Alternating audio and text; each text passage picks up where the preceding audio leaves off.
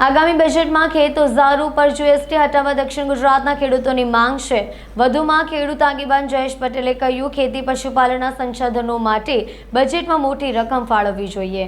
દેશની અંદર ખેતી કરીને પોતાનું ભરણ પોષણ કરતા ખેડૂતો લાખોની સંખ્યામાં છે। સરકાર જ્યારે ખેડૂતોના હિતમાં નિર્ણય લે છે ત્યારે ખેડૂતોને આર્થિક લાભ થતો હોય છે। આગામી બજેટમાં ખેત ઓજારો પર જીએસટી કાઉન્સિલમાં ખેત ઉત્પાદનમાં વપરાતા સાધનો પર જીએસટી હટાવવાની માંગ ઉઠી છે।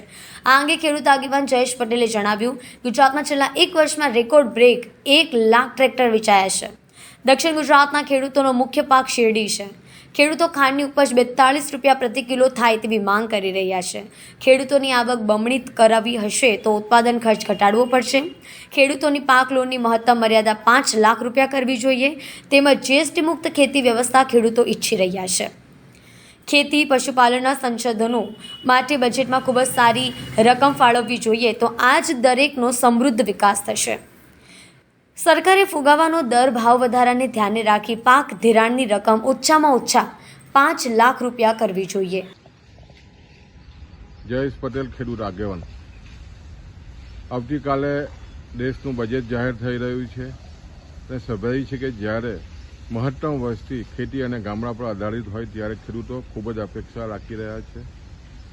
દેશના ખેડૂતોને અપાતું ધિરાણ 2006-07માં જે કિસાન ક્રેડિટ કાર્ડ છે, કેન્દ્ર સરકાર લગભગ એમાં 3% જેટલી વ્યાજની રાહત સાથે 3 લાખની મર્યાદામાં શરૂઆત થઈ હતી।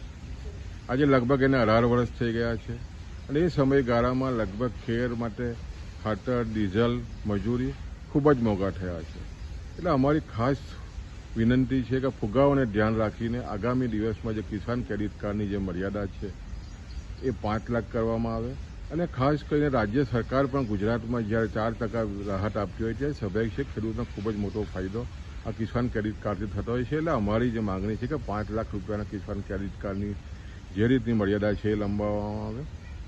સાથે સાથે તમે જોઈ જે રીતે ખાસ કરીને દક્ષિણ ગુજરાત એ મુખ્ય શેરડીનો પાક છે અને જે રીતે શેરડી ઉત્પાદકોના જે રીતે MSPના ભાવો વધી રહ્યા છે એના અનુસંધાનમાં કેન્દ્ર સરકારની જે ખાંડની લઘુત્તમ જે MSPની જે કિંમત છે લગભગ છેલ્લા 2019 પછી વધી નથી। તે ખેડૂતો અપેક્ષા રાખી રહ્યા છે કે ખાંડની જે MSPની લઘુત્તમ કિંમત પ્રતિ કિલો 42 રૂપિયા થાય અને એને કારણે સ્વાભાવિક છે ખેડૂતોનો ખૂબ જ મોટો ફાયદો થઈ શકે એમ છે।